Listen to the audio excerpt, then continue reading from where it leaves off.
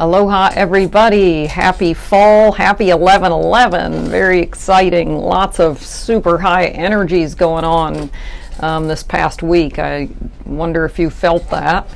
It has worked out super good for me, thankfully, and I'll tell you why I think that is in a minute. But for some people, they have been feeling this energy as anxiety, maybe even a little frustrated, that kind of nervous energy. So I wanted to talk about what we know about why the same stimulus can cause some people to be excited and some people to be worried and want to avoid that. So you've probably all heard that whether you're excited or nervous, the same neurotransmitters are released onto the brain and by the brain. And that is true. When we have, it's again in the default mode network, it comes out of the limbic brain, the amygdala. This is our fight or flight response that is designed to keep us safe. And if you want we'll do a longer video and explanation for our YouTube channel about comparing how a human's default mode network works as opposed to animals. But for now, we'll just say a stimulus happens. The default mode, the stimulus happens, all the hormones are released, epinephrine, norepinephrine, dopamine, cortisol, all the things you need to either fight or run. When all these things are getting dumped onto the brain, the default mode reacts and sees it as fear at first because that's what it's designed to do. And the default mode is full of a record of all the fears that we've had throughout all of our lifetimes.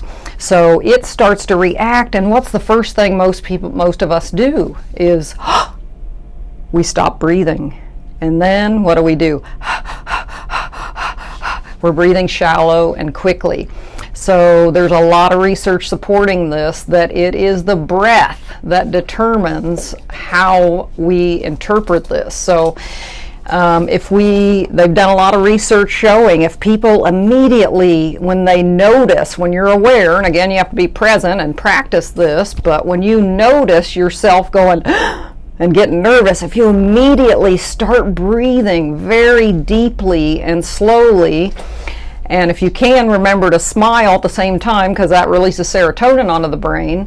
But the act of breathing slowly and deeply is actually signaling our autonomic nervous system to come on and to start lowering our heart rate, lowering our blood pressure.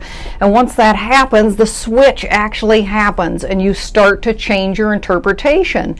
It might go like fear, and then you breathe, you smile, and then you think, okay, well maybe this does sound like something fun, like something exciting, like something new. Our default mode is always trying to keep us from moving forward. So just a reminder to breathe. Breath work is so important. And just try to be present, and whenever you start to feel nervous, if you can just take a few seconds to take some really deep breaths. They've found by the fourth breath is when the switch usually happens. So a few nice slow deep breaths, smile if you can, and see if we can shift that and use that energy for us, which is kind of why I think I've accidentally done so well this week, because I do a lot of breath work in the morning, but just for this last week I have started a new humming practice, because humming creates a vibration in our body that puts the water in our body into a coherent pattern. And it's so cool if you start to notice this yourself. Just take a deep breath and hum it out. Over time, over a few seconds, you're going to feel your whole body start to vibrate, and it's going to start to vibrate in a coherent pattern, and it feels organized, it feels good, and it feels calming. So I think since I've been really working on that this week, not knowing that all these energies were going to happen, but it just worked out good, because as I've been really focusing on my breath and on humming, I think I was able to utilize these energies in a positive way. So I'd love for you guys to try that. Try a little humming, try a little breathing.